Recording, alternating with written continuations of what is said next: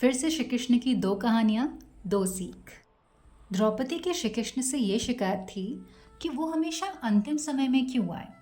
उन्होंने पहले ही पांडवों को क्यों नहीं बचाया? उन्होंने तब मुझे क्यों नहीं बचाया जब दुर्योधन मेरा बाल पकड़कर भरी सभा में घसीट कर ले जा रहा था? तब वो क्यों नहीं आए? तो श्री कृष्ण बड़े ही प्यार से द्रौपदी को समझाया कि हे सखी, तुमने मुझे बुलाया ही अंतिम समय में, और जब तुमने मुझे सहृदय मेरा नाम पुकारा तो मैंने बिना विलंब किए तुम्हें सुरक्षित कर दिया। और रही बात पांडवों की, तो जब खेल शुरू हो रहा था तो कौरवों ने कह दिया था कि उनके तरफ से पासा मामाशी ही फेंकेंगे। तो पांडवों ने क्यों नहीं कहा कि उनकी तरफ से पासा श्री कृष्ण ही फेंकेंगे? तो हो सकता था कि कहानी बदल जाती।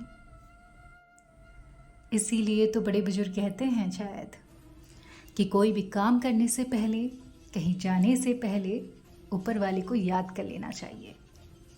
पहले ही याद करोगे तो उनका सपोर्ट, उनका साथ शायद हमें सुरक्षित कर दे। जैसे अर्जुन ने कौरवों से लड़ने के लिए सिर्फ श्री कृष्ण को अपनी तरफ मांगा था, और फिर देखिए पूरी रणनीति श्री कृष्ण ने रच डाली। और दूसरी कहानी है कर्म की। वो सुना होगा ना कि अपने ही मरने से स्वर्ग सिद्ध होता है।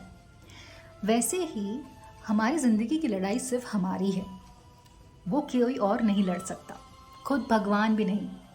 इसीलिए तो अर्जुन को समझाने के लिए यही बात श्री कृष्ण को पूरी गीता पढ़ानी पड़ गई, क्योंकि वो लड़ाई सिर्फ अर्जुन की थी। शस्त्र अर्जुन को ही उठाना था। हाँ, श्री कृष्ण सारथी बन गए तो पूरा का पूरा युद्ध का परिणाम उनके हाथ में था। वरना वो चाहते तो एक सुदर्शन चक्र चलाते और एक ही बार में पूरा युद्ध खत्म कर देते, पर वो ऐसा नहीं कर सकते थे, क्योंकि वो युद्ध सिर्फ पांडवों का था।